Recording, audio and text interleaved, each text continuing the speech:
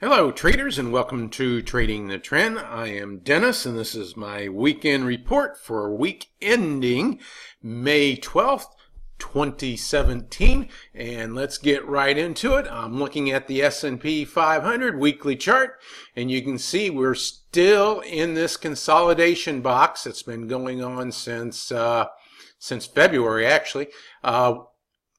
We tried to break out of it. We actually hit a new high earlier in the week, but that pulled back, and we finished inside the box here. But just a tiny candle this week. We haven't really moved much of anything the last 3 weeks, so not a whole lot happening. It just looks like this market's just waiting for something to ignite it forward. But of course, with that, there also could be something bad happen that could see the bottom fall out. But as long as we stay above this low of this consolidation box, then I think we're in pretty good shape.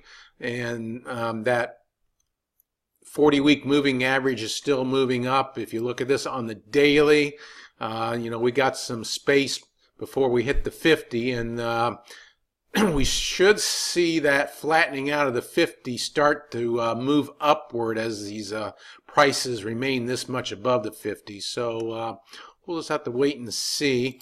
Looking at some other areas of the market, the Dow is a bit weaker. It didn't quite make it to the top of its consolidation box, but not a whole lot going on there. The best area of the market remains the Nasdaq. You're looking at the Nasdaq here, another all-time high in the week. Look at the Nasdaq 100. It's really been strong. New all-time highs in it also. Other areas to look at, I've been following the cryptocurrencies a little bit more. Bitcoin had another huge week. It was above 1,800 during the week and then pulled back late.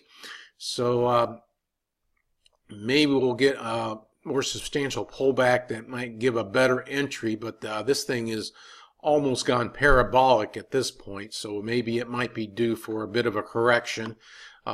Oil, we had a bit of a turnaround late last week, and we got some follow through this week. Not anything big. If you look at this on the daily, there was that pin bar reversal.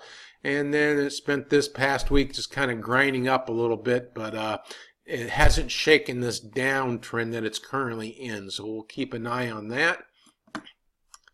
And now let's look at some commodities. And we'll take a look at oil, or excuse me, at gold. And there's gold, not a whole lot happening. That's the daily chart. Let's look at it on the weekly. You just had just this little tiny hammer there, pin bar reversal, not much of a reversal at that. And silver, same way. Silver did give us a little more of a hammer, but it did end this 3 ugly weeks of downtrend move. And the gold miners actually looked really good. It actually had a bit of an engulfing turnaround here. So maybe this is a sign that the metals are back in play, but we'll just have to wait and see. Now, let's take a look at our currencies, and we'll start with the strong week rankings. And Euro has just inched ahead of the pound. I think the Euro has been hanging just behind the pound for like 14 days in a row, and it on Friday finally caught the pound, but just barely. This is virtually a dead heat here. US is right behind it, just a little bit weaker. And now let's look at some actual currency pairs.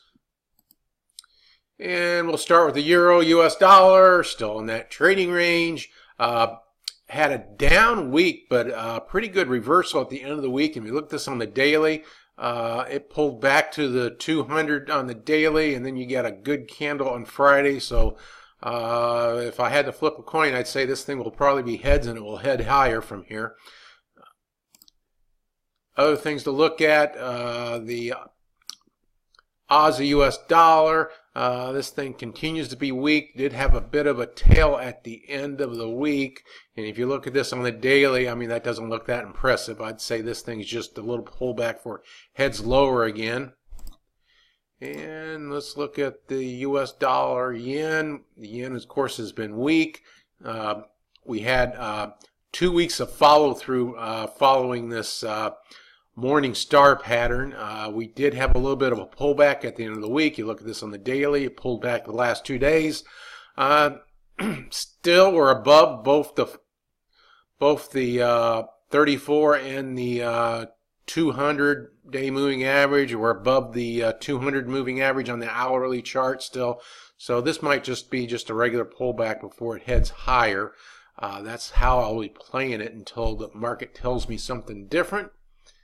And let's look at some euro pairs, since the euro is number one now.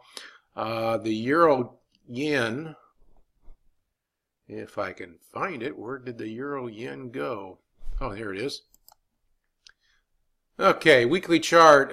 We've had 3 good weeks. Even though the euro yen has become our top strong week trade, it didn't do much during the week. As you can see, it's been pretty much a sideways moving week, and we finished right even without any gain for the week. But this looks like just a bit of a consolidation before it gets ready to move higher. So I would be definitely playing this to the upside, and since it's our new strong weak currency, that 123.89 will be my tracking point, and we'll see just how far up this thing can go in the coming week or two. Another one to look at is the Euro Aussie. Again, we had this thing's been in a nice uptrend. We had this week-long pullback, and then on Friday we get a nice engulfing candle to the upside. So I would say this one is game on here. I would strongly expect this one to move higher regardless of what the euro yen does. And that's pretty much it. That's my look at the currencies and all the other markets. Hopefully everyone has a great weekend, and I will catch you later.